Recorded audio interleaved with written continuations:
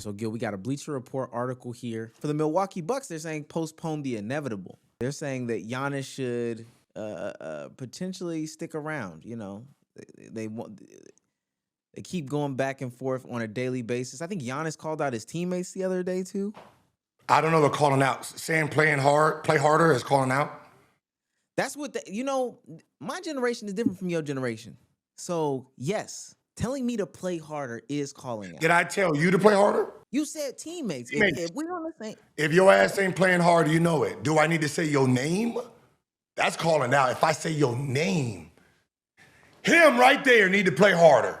No, we need to play harder. We need to show effort. We need to pass the ball around. That's offensive today. You remember Kobe? He sucks. He don't need to be on the floor. That's you know what I mean? That's very different, right? Yeah. Listen, again, the question is this. Same thing with Denver. You have Giannis, who's tasted winning, tasted MVP. You're going to have to keep trying to make the team better or he wants out. So you have to make the decision. Are you going to keep trying to win a championship or keep putting pieces around him to try to win a championship?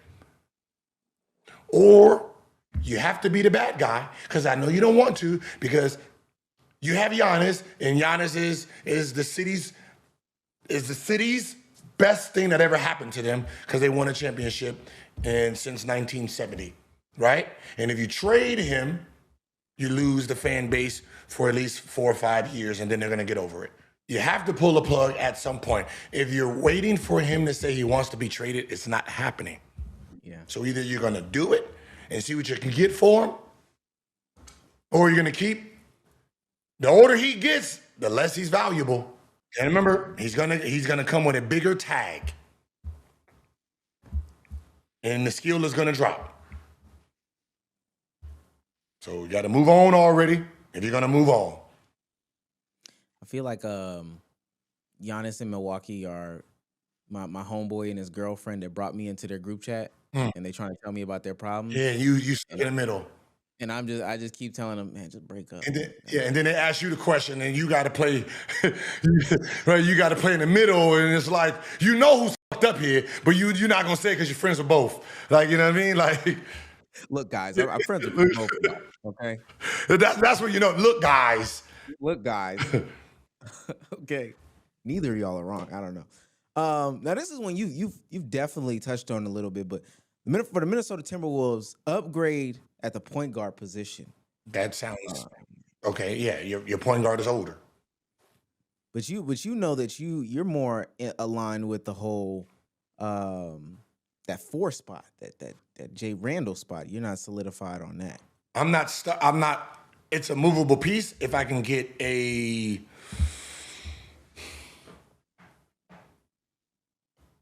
don't want to being a black hole at the 4 is just very hard today. That's my era, where you pass it to Tim Duncan, stop it, and then like my second option can't be a black hole type of player, right? So my second option has to be catch and shoot. Like it has to be the marketing type or a Mobley type. Like Banchero, right? You're the number 1 option. Cool. You do that. Everybody else, quick shoot, get off the ball, right? I can't have 2, like I'm trying to do my thing, then I give it to Randall. Now, he wants to go do his thing, right? And I like shoot the ball to get off of it, right? And I think they're like, well, damn, I wish we had Cat back because we got more possessions because he's just going to shoot it, right? So upgrade at the point. DiVincenzo, perfect, and what you asked for him. My wing guy is perfect. So far, Rudy is, for what you have, is perfect for what you have. If I can get a better point, meaning a younger Michael Conley, yeah, I'll be fine. I'm not too shabby. Listen, I like Bones Highland. Give me a year. I need to see the end of the season what he can do because he's a hybrid. He can be my sixth man or a dual threat at the point guard because right now he's the shooting guard and Anthony Edwards is the point guard. Is how I look at it. Now think about it. Now with them two being a point guard, if I had marketing, does my team look a little different? Because I don't have 3 one-on-one players now. I have 2 one-on-one players, 2 catch and shoot, and then I have a great 6th man and a 7th man coming off the bench with Nas Reed, and you know what I mean? I just have to do it's like my point and my forward. If my point guard is going to be a scorer and a score mentality, now I'm looking at about 50 to 60 points from the guard position, then my forward needs to be a flat-out shooter or a playmaker. Yeah, especially on the defensive side of the ball. New Orleans Pelicans say shop Trey Murphy. Come on. Oh, Listen. I know they wrote 30 teams. There's not 30 teams to talk about. If you see what I'm saying. It is funny because they said that they're not doing nothing. They said they're not doing a damn thing. New York Knicks make a targeted search for a wing or forward. And that's who they put up there to trade? Yeah, Gerson Ibusele. We know him from dunking on LeBron James. And he's wearing 23. And you're going to use him to go get some good keep it moving. New York don't know what they're doing all the time. Keep it moving. Get a chance. Just play. OKC, man, yeah. Just play. Just play basketball. We know what you're doing. Okay, yeah. Orlando Magic, they say trim some salary. Orlando are going into the taxpayers in 26-27. And Paolo's max kicks in. Yeah. Because you got Wagner over there. You're getting like Cleveland. You're getting very expensive without any success. Mm-hmm.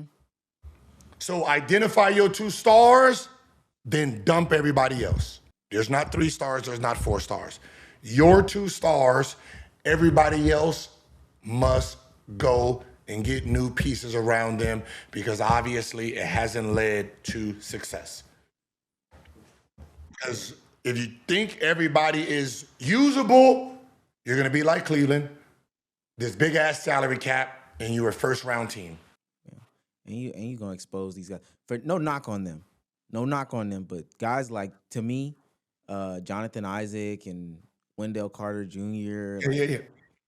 Kind of probably should have. Go. Yeah. They're out. Yeah. Let's get them out of there. Get them out of there. Philadelphia 76ers shop Quentin Grimes. Yeah. Bad news. This season's version of Quentin Grimes. Whoa, sir. Do you see the name on the jersey? Do you see the person in the picture? Do you see it says Philadelphia 76ers? What name is up there first?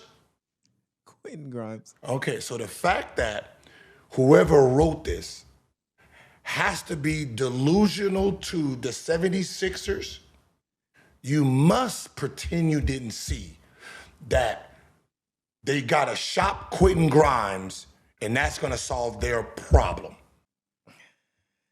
Hey, man. Hey, I'm just letting you know. It's time for them to shake it up too. They need to shake it up. It should have had Embiid with big fucking letters. Overdone, not processed. It should have been that face leaving. Abort mission 2 years ago. That it should have been there. But Quentin Grimes, okay, all right, okay. I Hey, where man. y'all at. Quentin Grimes is the new Jalen Brunson. I know, and that's who you need to get rid of to go get some pieces. Phoenix Suns trade Royce O'Neal. It's another team that's in a bit of a shaky spot right now. And they feel like Royce O'Neal getting off of Royce O'Neal will Help them. bolster them. Mm-hmm. Makes sense why they didn't win with KD and them because this is who they think that they need to get rid of to get the team better. Okay. That's cute. I do want to hear this because His daddy owed me money. What you want to hear? Okay. Portland does have some pieces on their roster. If I'm any team and I have decent picks and I want impact players, like someone who can come here and help me win or help me get over the top, you would be looking at Portland Trailblazers right now. Yeah.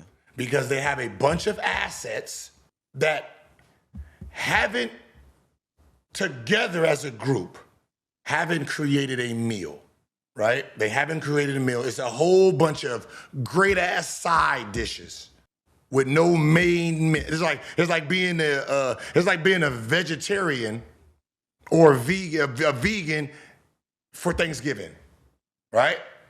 You're gonna have the yams, the cranberry, the stuffing, the mac and cheese, vegan though. You're gonna have a whole bunch of sides.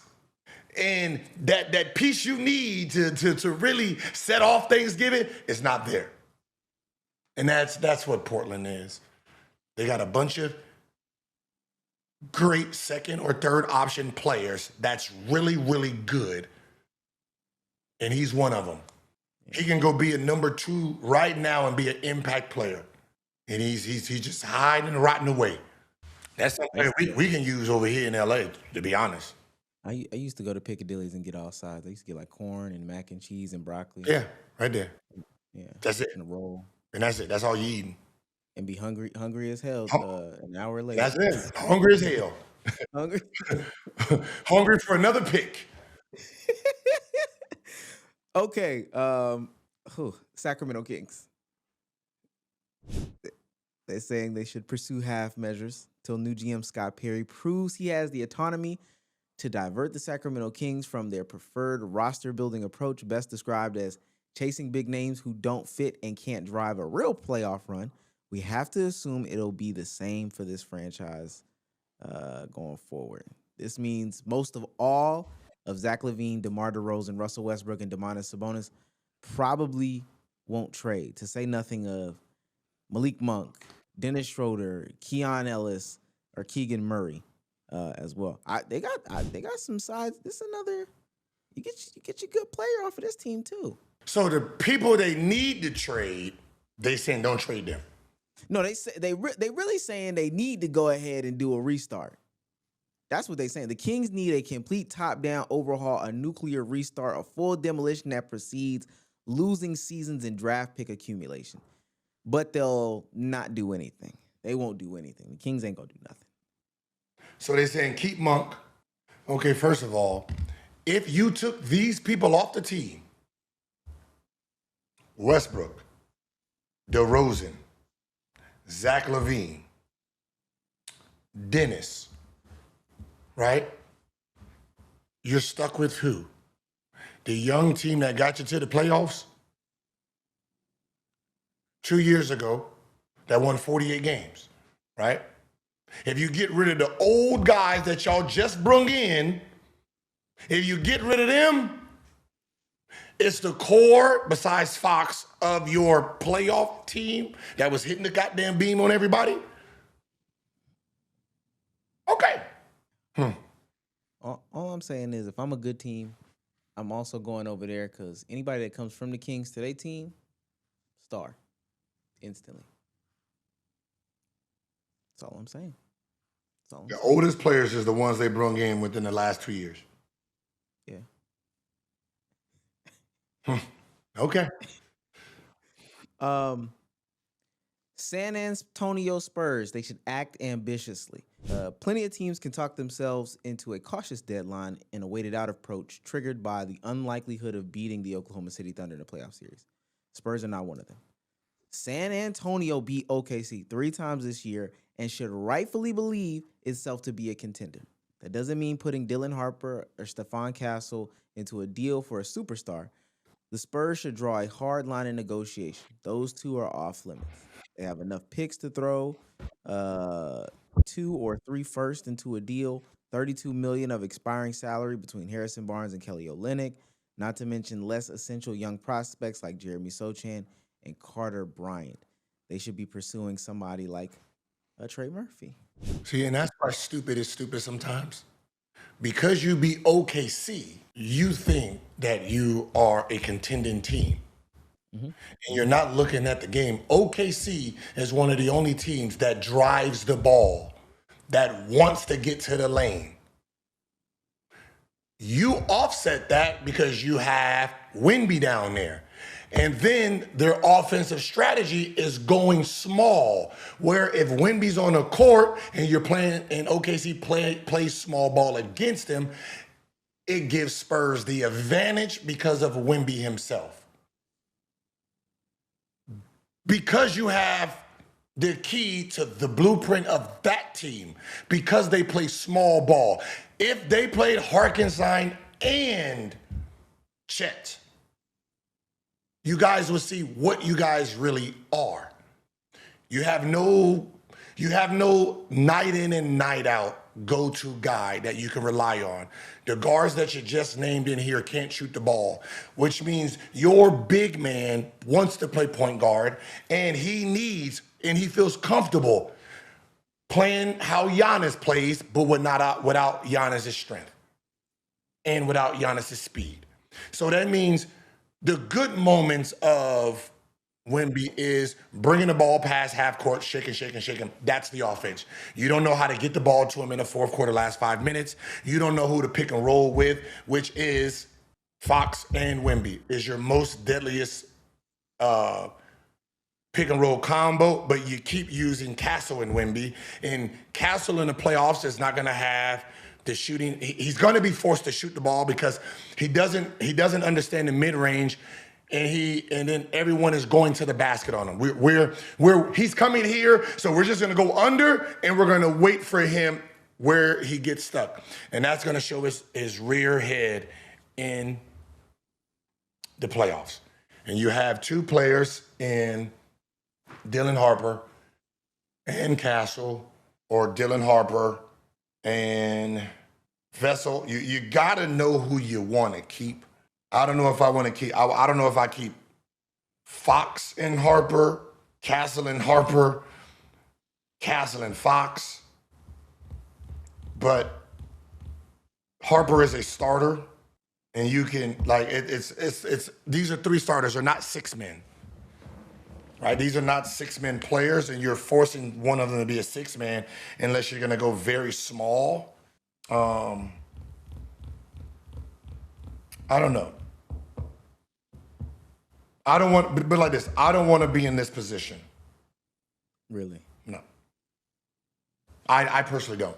Because Harper, Castle, Fox is 3 guard. Like Fox is him. And he's only going to get better. He's not declining anytime soon. And Harper knows how to play this game.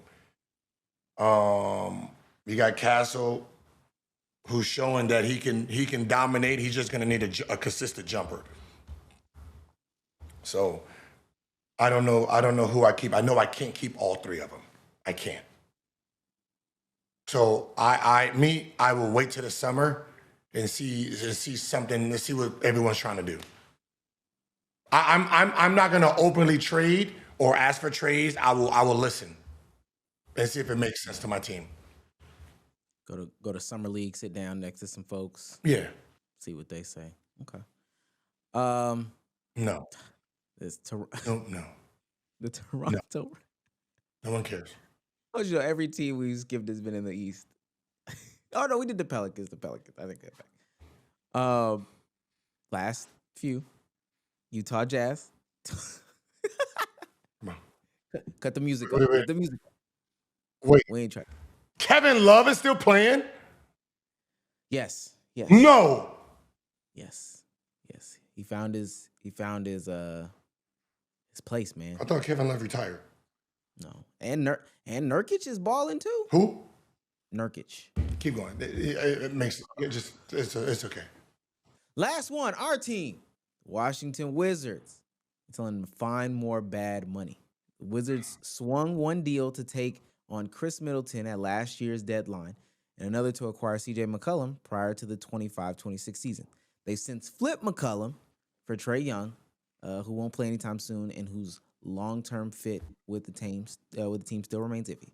With the rebuild still in its infancy and the Wizards again near the bottom of the East standings, the current circumstances suggest the search for distressed assets should continue. It's getting harder to find objectively bad contracts these days because teams are so careful about overpaying in the apron era. But Washington could put calls in for Jeremy Grant or Pat Williams. They're saying they should get that bad money because You don't. folks going, First of all, you don't. Chris Middleton is about to be off his contract, right? yeah. From there, you are a young team. You have Marvin Bagley, who's in the seventh year, and you have Trae Young. That's it. That's the oldest players on your team after Middleton.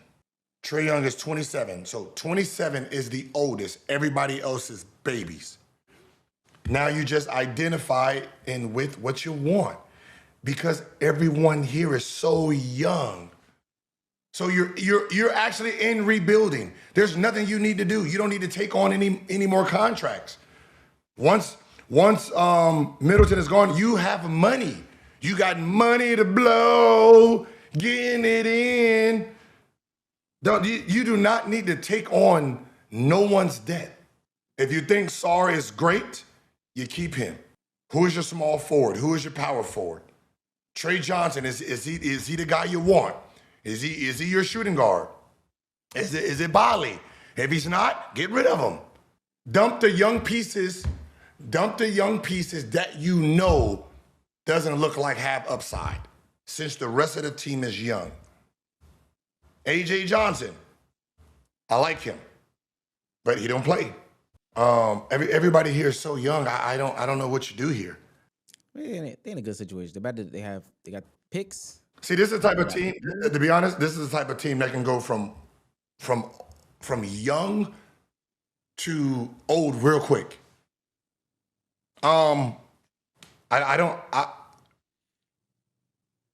title should say, "Do nothing, dumb, or too smart." Don't try to be smart. Don't try to be smart. Don't fall for no. Don't do nothing. You don't need to. Right? You're gonna have enough money to go get a actual second superstar. You can overpay and still be fine. You can overpay for a superstar, or you identify with a superstar and be fine. You're gonna get a top pick this year. That's just gonna add to this team. By 2029, y'all could be OKC. Young, ran by a young team around that 23, 24, 25 with Trae Young at 30. That's a very good team right there. You know, they don't need to do one of them moves where people are like, "Oh, I think what the GM is trying to do." Yeah, don't do that. We don't need where people interpret. Yeah, don't think. Brian Windhorst telling Shams, "What I think he was trying to do." No. You don't need to do nothing right now. You got to just see who's who. Give everybody a lot of playing time right now. This is when you give everybody playing time right now. Right? This is where I check to see if Cam Whitmore is that dude. If like Chris Middleton, yeah, I don't need to play you right now. I really need to see what Cam looks like with playing time. I need to see what AJ Johnson looks like. I need to see these guys play. Go out and play, y'all. Do what Houston did. You remember what Houston did with John Wall? Send them home, play. Let me see what everybody got, so I know what pieces. So it's like I'm doing tryouts in the middle of the season.